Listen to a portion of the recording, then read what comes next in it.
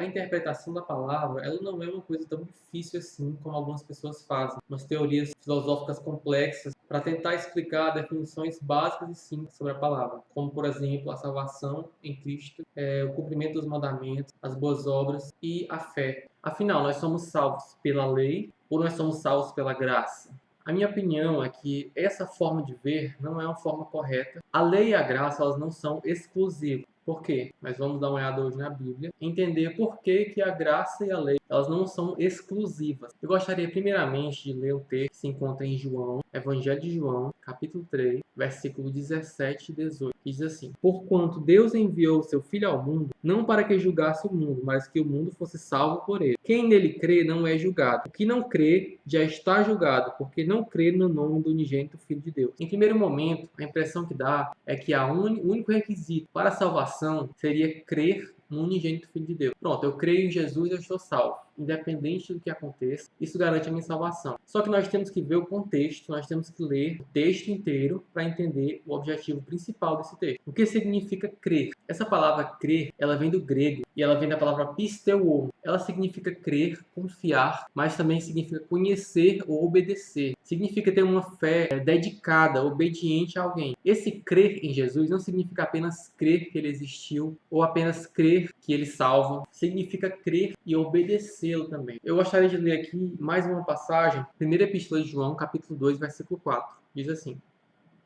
Aquele que diz, eu o conheço, e não guarda os seus mandamentos, é mentiroso, e nele não está a verdade. O que esse versículo nos diz? Ele nos diz o seguinte: para você crer no Senhor Jesus, não é só crer e pronto, não é só acreditar que ele existe ou acreditar que ele é o Filho de Deus. Você tem que obedecer os seus mandamentos. Aqui em 1 João, capítulo 2, versículo 4, diz: aquele que diz que conhece o Senhor Jesus ou que crê no Senhor Jesus, mas não obedece os seus mandamentos, é mentiroso.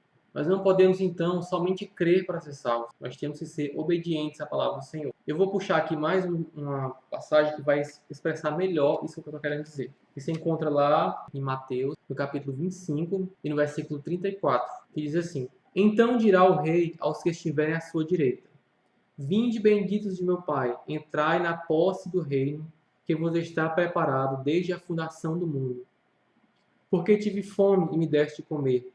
Tive sede e me deste de beber. Era forasteiro e me hospedaste. Estava nu e me vestiste. Enfermo e me visitaste. Preso e foste ver-me. Então perguntarão aos justos: Senhor, quando foi que te vimos com fome e te demos de comer? Ou com sede e te demos de beber? E quando te vimos forasteiro e te hospedamos? Ou nu e te vestimos? E quando te vimos enfermo ou preso e te fomos visitar? O rei respondendo lhes dirá: Em verdade vos afirmo que sempre que o fizestes a um destes meus pequeninos irmãos, a mim o fizestes. Nós podemos ver claramente aqui que o Senhor está fazendo uma separação naqueles que vão herdar e os que não vão herdar o reino.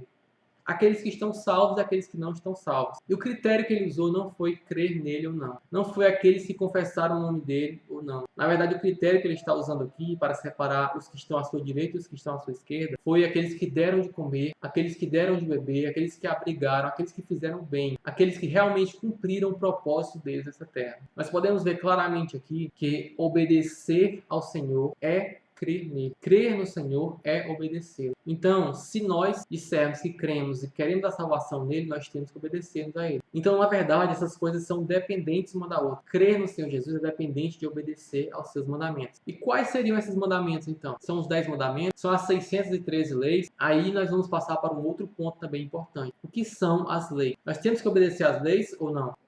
Eu vou usar um exemplo simples.